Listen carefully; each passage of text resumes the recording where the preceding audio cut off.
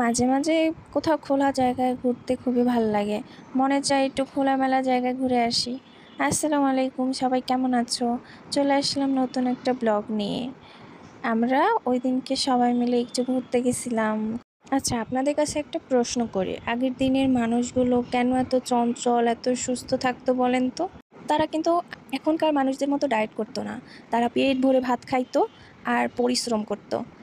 আমরা শহরে বসে থাকি, একটা ঘরের মধ্যে আটকা থাকি, ঘরের মধ্যেই কাজ করে, বাইরে কোথাও যাই না। মানে আমরা মহিলারা বিশেষ করে বাইরে কোথাও যাই না। আগের দিনে মানুষরা এই যে সকালবেলা হলে পুরো একটা উঠান ঝাড়ু দিয়ে আসতো, এতেই তো অনেকটা পরিশ্রম হতো, আর এটাই কিন্তু তাদের ব্যায়াম হয়ে যেত।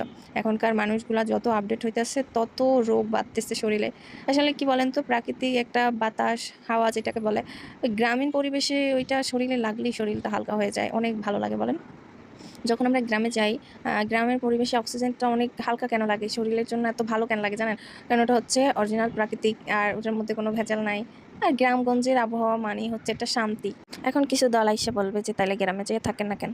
আসলে আমরা যুগের সাথে তাল মিলিয়ে থাকার জন্য, আপডেট হওয়ার জন্য, বা জীবনে আরও ভালো থাকতে হবে কীভাবে, সেই জন্য কর্মস্থান খুঁজে নেই। তো যার যেখানে কর্মস্থান সে সেখানেই থাকে। আর জীবনে উন্নতি করার জন্য, বাচ্চাদের যাতে ভালো রাখা যায় সেই জন্য এক একটা জায়গা চুজ করে নেয় এক একজন মানুষ।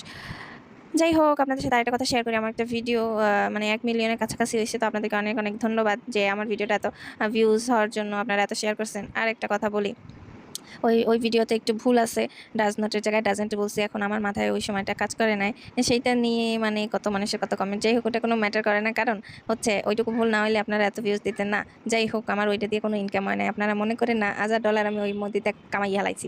এমনি ভিউজ দেখলে ভালো লাগে, এই আর কি, আর কোনো কিছু না। যেটা বলছিলাম, দেখেন প্রাকৃতিক পরিবেশটা কত ভালো লাগে, তাই না? ঢাকার মধ্যে এরকম গ্রামীণ একটা পরিবেশ যদি পাওয়া যায় তাহলে কত না ভালো লাগে বলেন। আমি জায়গাটার নাম বলবো না, তবে আমরা সবাই মিলে এই মরুভূমি এলাকার মধ্যে ঘুরতে গেছিলাম। আমার কাছে মরুভূমি মনে হয়েছে, কারণ হচ্ছে যে যখন বালুর মধ্যে হাঁটতেছিলাম তখন মনে হয়েছে এক একটা পা মনে হয় 1 ঘন্টার সময় সমান দিচ্ছি। মানে পা মুঠে চলেই না, আর দেখবেন বালুর মধ্যে জোরে হাঁটা যায় না। আর আমার ছেলে তো প্রচুর এনজয় করছে, ও বালু উড়াই উড়াই হাঁটছে। আর বাচ্চারা একটু বালু, কাদা, পানি এগুলো পছন্দ করে, আমি যেটা দেখলাম। আর গ্রামের বাচ্চাগুলো কিন্তু এগুলো থেকেই বড় হয়। আর এই ফুলগুলো দেখতে খুবই ভালো লাগতেছিল। আর একটা জিনিস খেয়াল করেন, এখানে আমি যখন এই ফুলগুলো তুলতেছিলাম, মানে আমার হাতে কত সুন্দর লাগতেছিল, ঠিক না? আর এটা আমার হাতটা যখন উপরে উঠাচ্ছিলাম তখন আমার হাতের কালার একটা চেঞ্জ হচ্ছিল, আর যখন নিচে নামাচ্ছিলাম তখন আবার আরেক রকম কালার হচ্ছিল। তবে আমার ড্রেসের সাথে এই পরিবেশটা একদম ম্যাচিং করে গেছে। আর ভাবি বাসাতে বলতেছিল কি এইটা নাকি 12 পাতারি ফুল, মানে 12 রঙের মনে, মানে বিভিন্ন রঙ, এই জন্য সে বলতেছে। আমার এত হাসি পাইছে। যাই হোক, হ্যাঁ, তার নামটা ইউনিক ছিল। এখানে নিম পাতা ছিল, তার আবার নিম পাতা মানে পেরে নিচ্ছিল, দরকার ছিল তাই। আর এটা গ্রামের নিম পাতার মতো প্রচুর ঘন পাতা, চিরচির পাতা ছিল। কিছু সুন্দর জিনিসের ভিতরটা কিন্তু কুৎসিত থাকে, এটা কিন্তু এই ফুলের মাধ্যমে আবার আমি প্রমাণ পাইছি। যেমন ধরেন, আপনি একটা ভালো মানুষকে দেখবেন, সেটা কিন্তু উপর থেকে বিচার করতে পারবেন না। উপরে সে দেখতে অসুন্দর হইতে পারে, অগোছালো হইতে পারে, কিন্তু সে মানুষ হিসেবে অনেক ভালো। কিন্তু কিছু মানুষ দেখবেন এত সুন্দর, এত বিহেভিয়ার, এত পরিষ্কার, এত বিহেভিয়ার ভালো, কিন্তু দেখবেন তাদের মনেই শয়তানি বেশি থাকে। তো এই ফুলটা দ্বারা আমি সেটা বলছি, এই ফুলটা দেখতে যতটা না সুন্দর, তার থেকে এর গন্ধটা বিচ্ছিরি। তো আমি বলতেছিলাম, ইচ্ছে কি গন্ধ, আমার হাতে গন্ধ আসতেছে, গন্ধ লাগবে। তো আমার হাজব্যান্ড বলতেছিল যে তোমার হাতে গন্ধ লাগতেছে, ভিডিওর মধ্যে কি গন্ধ আসতেছে নাকি? তুমি তোলো। যখন গাড়িতে আসতেছিলাম তখন চারোপাশে এত পরিমাণে কাশফুল দেখছি। তো কাশফুল দেখে মনে হয়েছিল যে না, এক কাজে দুই কাজ হবে। আমি কাশফুলে এই বছর ছবি টবি তুলি না, একটা ছবি তোলা হয়ে যাবে, ড্রেস আপের সাথে ম্যাচিং হয়ে যাবে।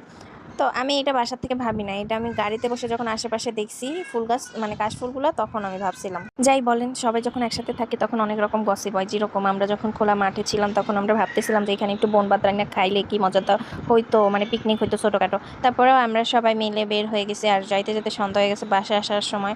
তারপর আমরা একটু নাস্তা করলাম সবাই মিলে।